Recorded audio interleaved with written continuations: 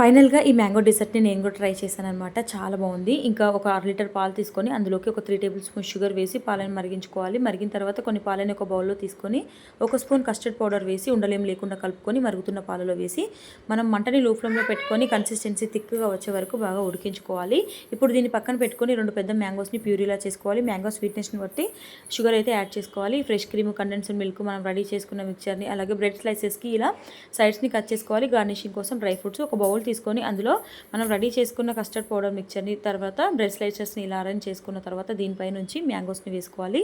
దీనిపై నుంచి మనం ఫ్రెష్ క్రీమ్, కండెన్స్డ్ మిల్క్ కలిపి పెట్టుకున్న మిక్చర్ని కూడా వేసి సేమ్ ప్రాసెస్ ఇలానే 3 టైమ్స్ రిపీట్ చేసుకొని ఒక గంట సేపు ఫ్రిడ్జ్లో పెట్టుకొని తింటే చాలా బాగుంది. టేస్ట్ మాత్రం అదిరిపోయిందనమాట. సింపుల్ డెజర్ట్ అని చెప్పొచ్చు. అండ్ మీరు కూడా ట్రై చేయండి.